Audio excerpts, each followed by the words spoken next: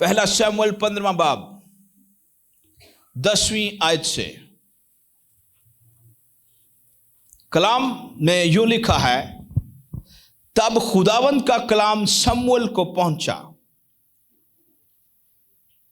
जहां पर भी ये के लगा होता है ना, ये वाला के, इसका उर्दू में मतलब होता है, अगर ये आयत के पीछे भी हो आपने इससे अगली आयत को शुरू करना है।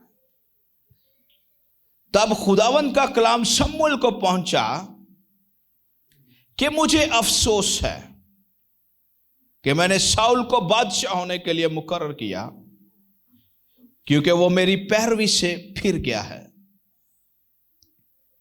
और उसने मेरे हुक्म नहीं माने।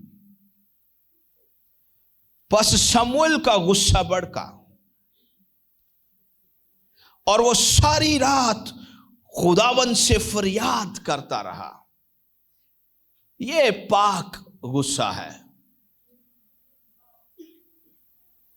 और शमूएल सवेरे उठा कि सुबह को शाऊल से मुलाकात करे, और शमूएल को खबर मिली कि शाऊल किरमल को आया था और उसने अपने लिए यादगार खड़ी की और फिर कर गुजरता हुआ जिलजाल को चला गया। फिर शमूएल शाऊल के पास गया और शाऊल ने उससे कहा, तू खुदावंद की तरफ से मुबारक हो।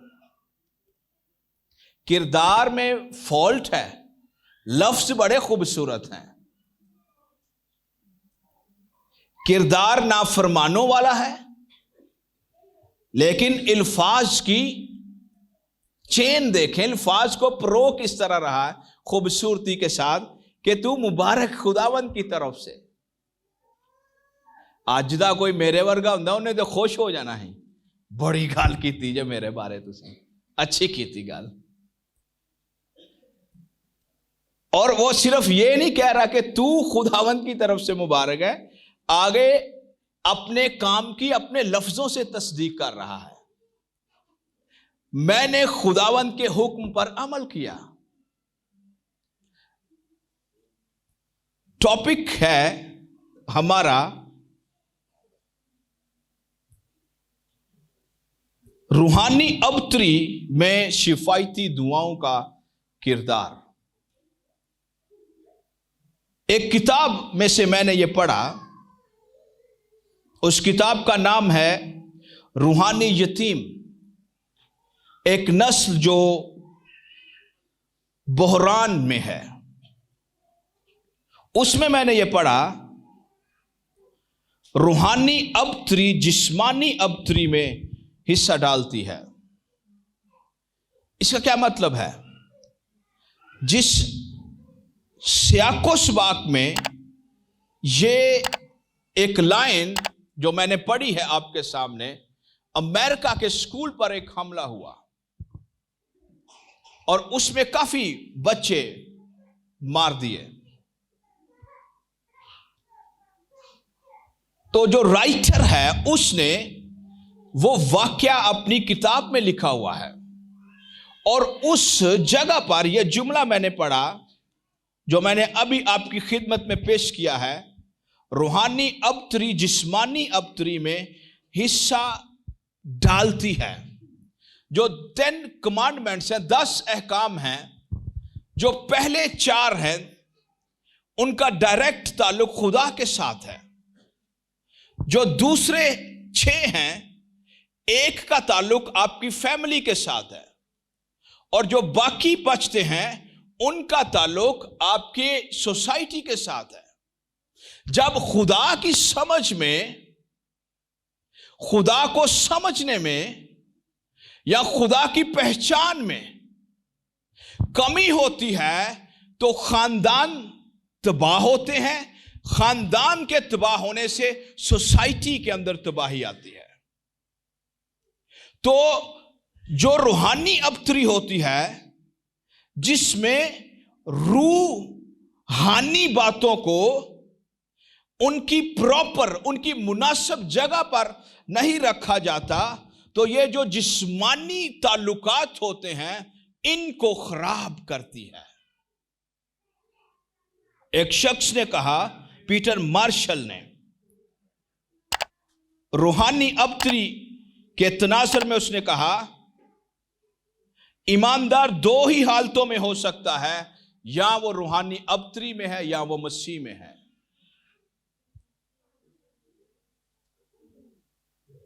रूहानी अबतरी जो होती है इसका ताल्लुक गुनाहगारों के साथ नहीं है, इसका ताल्लुक उन लोगों के साथ है जो खुदा पर ईमान ले आए हैं लेकिन अपनी जिंदगियों को अपने तरीकों से चलाते हैं। मसीह पर ईमान लाने के बाद अपनी जिंदगी को अपने तरीके से चलाना, यह रूहानी अबतरी है। खुदा ने साउल को एक टारगेट दिया और जंग शिद्दत इख्तियार कर गई। शमूएल ने कहा 7 दिन तक तू ठहरा रहना, मेरा इंतजार करना। तो शमूएल लेट हो गया। साउल ने क्या किया, उसने प्रीस्ट का काम किया, उसने काहन का काम किया। साउल को बादशाह होने के लिए मसा किया गया है, काहिन होने के लिए मसा नहीं किया गया। तो उसने वायलेशन की, कहानत का जो मसा है उसने उसके इख्तियार को तोड़ दिया। तो फिर खुदा ने कहा, यह बाइबल के अंदर रिकॉर्ड बातें हैं, खुदा ने कहा कि तेरी बादशाहत तुझसे ले ली गई है। शमूएल वहां से जाने लगा, साउल ने उसका जुब्बा पकड़ लिया और फट गया। उस वक्त जुब्बों का फटना शदीद गम की निशानदगी होता था, वो अलहदगी की नुमाइंदगी करता था। जब यूसुफ के बारे में सुना, याकूब ने अपने कपड़े फाड़ दिए। इसका मतलब था कि उसकी जुदाई का शदीद गम है मुझे, मैं गमगीन हूं, यूसुफ नहीं है। तो खुदा ने कहा तेरी बादशाहत लेकर मैंने किसी और को दे दी है। आप पर जो अनॉइंटिंग है यह दूसरे पर ट्रांसफॉर्म हो सकती है। अगर हम ईमानदार, मुकद्दस, बुलाए हुए खुदा के लोग मसीह यीशु में आने के बाद अपनी खुदी के मर जाने का तजर्बा नहीं करेंगे, अपने आप में चलेंगे, अपने तरीकों से, कलीसियाई जो एडमिनिस्ट्रेशन है, तंजीम है, एक इंतजाम है, इसके तहत ना रहना, इससे अपने आप को बड़ा कर लेना, अपनी अनॉइंटिंग को बड़ा समझना। साउल समझता होगा कि मैं बादशाह हूं, मेरे पास इख्तियार है, मेरा बोला हुआ कलाम एक कानून की मानिद होता है। लेकिन कलाम नाजिल हुआ मर्दे खुदा पर, शमूएल पर, और उसने उसे बताया कि तेरी बादशाही तुझसे जुदा हो गई है, अनॉइंटिंग तुझसे ले ली गई है। अपनी जिंदगी को अपने तरीके से चलाना रूहानी अबतरी है।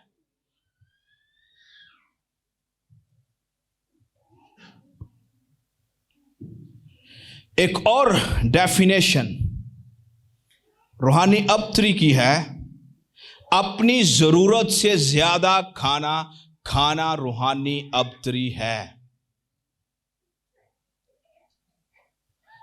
गौर से सुनिए, एक किताब मैं पढ़ रहा हूं आजकल, मसीही क्यों बीमार होते हैं, उसमें उसने इस बात को डिस्कस किया है। उसने कहा कि अमेरिका के अंदर बहुत से पादरी कैंसर से मर गए, और उसके पीछे जो वजह थी, रिसर्च करने के बाद पता चला कि पादरी साहब अपनी जरूरत से ज्यादा खाना खाते रहे हैं। अपनी जरूरत से ज्यादा खाना खाना रूहानी अबतरी में बात आती है। इस किताब में उन्होंने बताया है कि ईमानदार बाजुकात वक्त से पहले मर जाते हैं। उसकी वजह बताई कि ईमानदार अपनी जरूरत से ज्यादा खाते हैं, अपनी जरूरत से ज्यादा खाते हैं। उन्होंने कहा जब आप अपनी जरूरत से ज्यादा खाना खाते हैं, यह खुदा के बनाए हुए फितरती कानून की नाफरमानी है, और खुदा के बनाए हुए फितरती कानून की नाफरमानी मौत का सबब बनती है। फितरत कहती है दरख्त जमीन में जिंदा रहता है, वो जमीन में जिंदा रहता है। फितरत कहती है आपकी फसलें जमीन में होती हैं। आज तक किसी की जुर्रत नहीं हुई खुदा के इस कानून को बदलने की। साइंस ने बड़ी बातें डिस्कवर की हैं, लेकिन साइंस मफलूज है फसल को किसी और तरीके से उगाने में। मैं कह क्या रहा हूं, जब एक खादिम आपके घर आया है, उसने कहा है मैंने चाय पी हुई है, इसका मतलब उसने पी हुई है। जब वो कह रहा मुझे खाने की जरूरत नहीं है, इसका मतलब उसे नहीं जरूरत। हमारी बरकत का है कि पास्टर बीमार हो जाएगा, वो चारपाई पर पड़ जाएगा, उसका पेट खराब हो जाएगा, उसका मैदा खराब हो जाएगा। अगर तू खाऊ दोस्त है, अपने गले पर छुरी रख। कलाम कहता है, इमसाल की किताब में लिखी हुई ये बात। अगर तू हाकिम के सामने बैठा है, बादशाह ने अगर तुझे बुला लिया है अपने दस्तरखान पर और तुझे ये इज्जत दी है कि तू उसके साथ बैठकर खाए, तो अपने गले पर छुरी रख। उसके मजेदार खानों की तरफ ना देख। जरूरत से ज्यादा खाना रूहानी अबतरी है। सर एक दफा बता रहे थे कि आज तो जेडे 50 साल पीछे ईमानदार सी, ओ अगर एक बोटी भी वध खा लेंदे सी ना लालच करके, तो ओ अतवार नू गवाही दे देंदे सी, और ओ कहंदे रोंदे सी ओ, और ओ कहंदे सी मेरे को गुनाह हो गया, मैं बोटी लालच नाल ज्यादा खादी सी।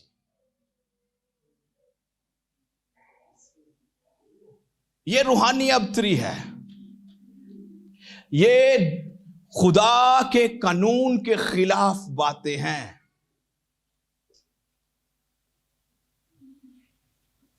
पास्टर साडी चाह नाल प्यार नहीं करता, यह बात नहीं है। और साडे खाने नाल प्यार नहीं करता, यह बात नहीं है। हां, अगर कोई फॉल्ट है पास्टर के अंदर तो उसको दूर करना चाहिए। मैं किसी की हमायत नहीं कर रहा, मैं आपको वो बातें बताने की कोशिश कर रहा हूं जो हमारे सीखने के लिए जरूरी हैं।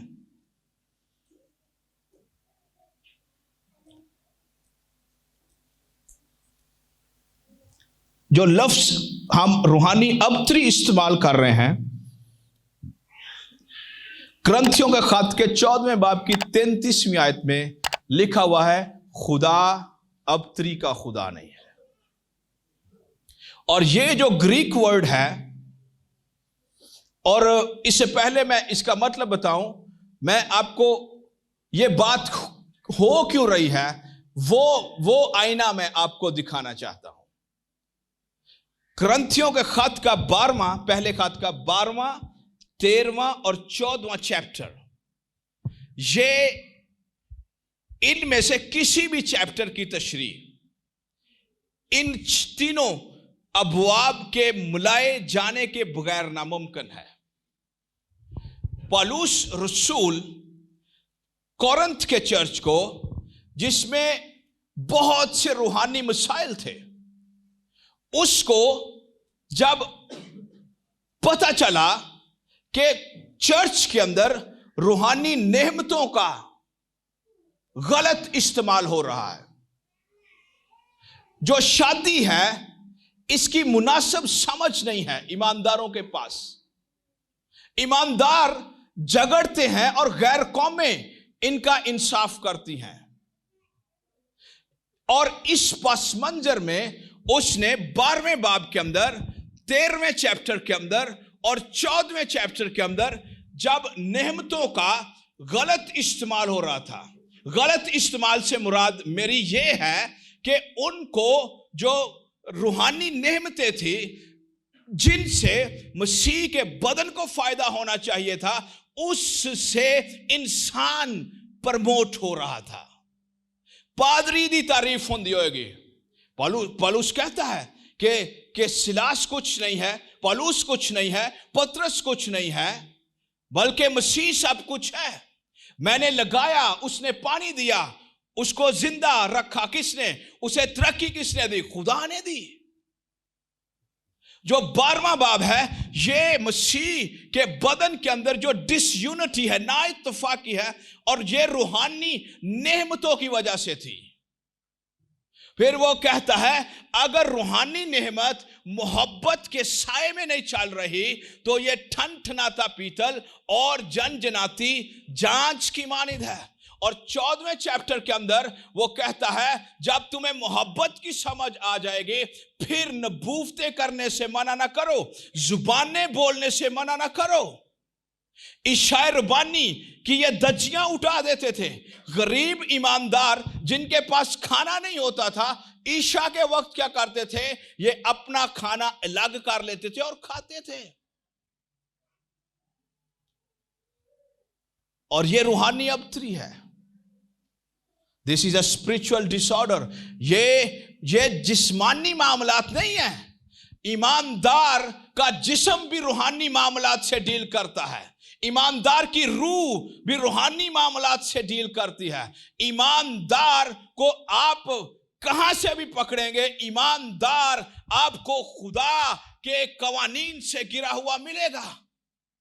ये ईमानदार की हालत है कि उसको ये शर्फ हासिल है, ये इज्जत हासिल है कि यीशु मसीह जो बादशाहों का बादशाह है, खुदावंदों का खुदा है, जिसकी रान और पोशाक मुकाशवा के अंदर ये बोलती है, ये कलाम देती है यूहन्ना आरिफ को कि यीशु मसीह हालात पर गालिब आया है, वो अब भी गलबा रखता है, वो गलबा रखता रहेगा, उसकी बादशाही का कभी इख्तिताम नहीं होगा। ये शर्फ हासिल है ईमानदार को कि उसका बादशाह जीता है और वो जिंदा है। यहां पे जो लफ्ज ग्रीक में इस्तेमाल हुआ है उसका मतलब है, पौल कह रहा है तुम रूहानी नेमतों में बड़े जोरावर हो लेकिन मोहब्बत में कमजोर हो, इसलिए तुम गैर मुस्तहिकम हो, अनस्टेबल हो, तुम फर्म नहीं हो, तुम रूटेड नहीं हो। मसा हो जाना किसी के कलाम में रूटेड होने का सबूत नहीं है। अनॉइंटिंग कभी भी आपको रूटेड नहीं करती। ये पकीज़गी है, ये कलाम से मोहब्बत है, ये मसीह को जानने की तड़प है जो आपको लेती है और आपकी अनॉइंटिंग को इस्तेमाल करती है। आपकी जड़ें मसीह में गहरी होना शुरू हो जाती हैं। वेरी इंपॉर्टेंट, मैं बड़ी जरूरी बातें कर रहा हूं। इसका मतलब है गैर मुस्तहिकम होना, बेतरतीबी की हालत, हंगामा, उलझन। और लूका की इंजील में यही लफ्ज जब इस्तेमाल हुआ तो यह बगावत के लिए इस्तेमाल हुआ है। स्पिरिचुअल डिसऑर्डर आपको बागी बनाएगा। और जो इब्रानी तस्वीर है लफ्ज रिबेलियन की, एक रस्सी की तस्वीर है। रस्सी को मजबूत करने के लिए क्या किया जाता है? उसको बल दिए जाते हैं, उसको उसको, उसके दागों को एक दूसरे के ऊपर लाकर बनाने की उसे उसे उसे घुमाते हैं, और वो धागे एक दूसरे के ऊपर घूमते हैं और वो मजबूत हो जाती है। इसका मतलब क्या है?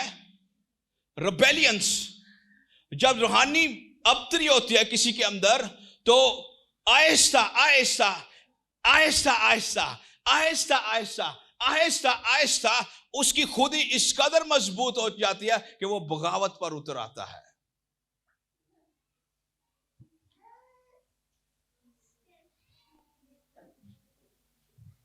किसके लिए?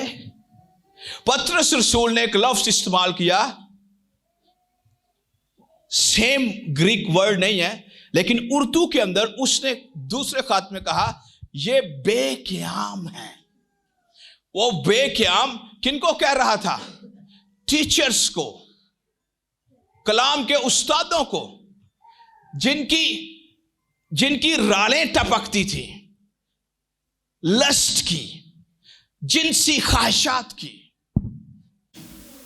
वो फिर कहता है कि ये जो बेक़याम लोग हैं ये जाहिल हैं, ये शरीयत से वाकिफ नहीं है। ये किससे वाकिफ नहीं है? ये शरीयत से वाकिफ नहीं है, ये कलाम से वाकिफ नहीं है। ये दरिया में छुपी हुई पोशीदा चट्टानें हैं। ये बलाम की पैरवी करते हैं, जिसने मजदूरी के लिए अपने आप को बेच दिया, अपने उस बरकत को बेच दिया बल्क के हाथों, जिसने उसे इस्राएल पर लानत करने के लिए बुलाया। और पतरस रसूल कहता है इनकी आंखों में ज़ना कर औरतें बसती हैं। जो लफ्ज बसती है, इसका मतलब है जैसे लोग अपने घरों के अंदर ताले लगा लेते हैं दरवाजों को, और वो अंदर महफूज हो जाते हैं। जो उस्ताद कलाम और मसीह के तजर्बात से खाली हैं, वो इसी तरह हैं जैसे ज़नाकार औरतें उनके दिलों में बसी हों। It's dangerous. ये बड़ा संगीन मामला है। हर पादरी तोड़े लायक नहीं जहेगा, हर पादरी तोड़े लायक नहीं जहेगा, हर पादरी तोड़े लायक नहीं जे।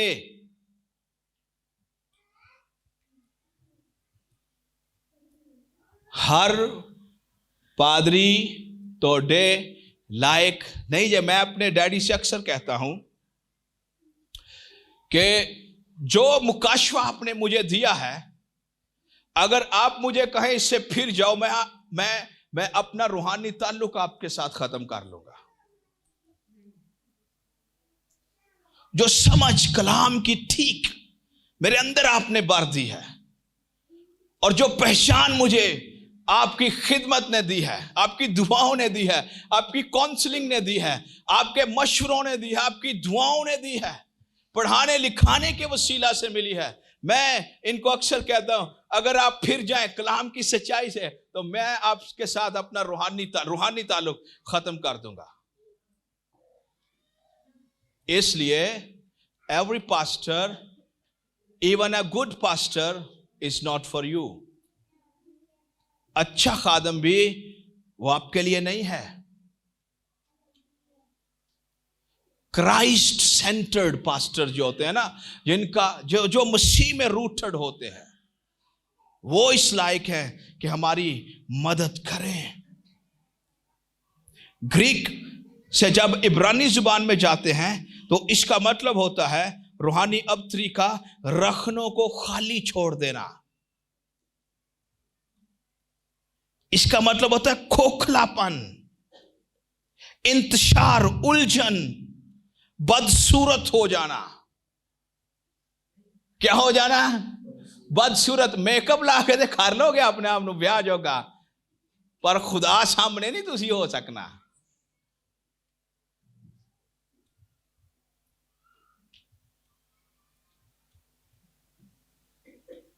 यह सैमुअल ਨੂੰ ਕੀ ਕਿਹਾ खुदा ने? तू ਇਹਦੇ ਕੱਦ ਵੱਲ ਵੇਖਦਾ, ਉਹ ਬੰਦਾ बड़ा लाल सी, सुरख सी, खूबसूरत सी। यस, वो खुदावा ने कहा no, put a word no, NO, no. No. मुझे उम्मीद है कि हम मिलकर कुछ सीख रहे हैं। अभी वक्त खत्म हो गया। आखिरी बात, रूहानी अबतरी का ताल्लुक हमारी जुबान के साथ है। जो ग्रीक वर्ड है इब्रानी लफ्ज के बराबर अबतरी के लिए, वो है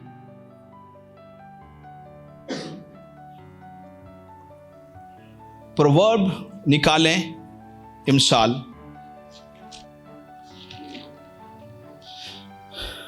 26-28।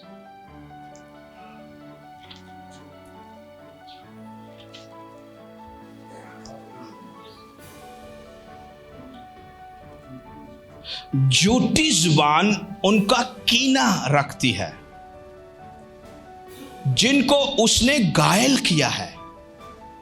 ए जुबान करंदी जे जुबान, ए जेड़ा साडे मुंह च गोश्त दा टुकड़ा है ना, ओ नहीं, साडे लफ्ज। और चापलूस मुंह तबाही करता है। जब यूनानी से इब्रानी में आया मैं, तो यहां पे लफ्ज मुझे मिला तबाही। रूहानी अबतरी का ताल्लुक जुबान के साथ है। जो खुशामद करती है वो तबाही लाती है। वो क्या लाती है?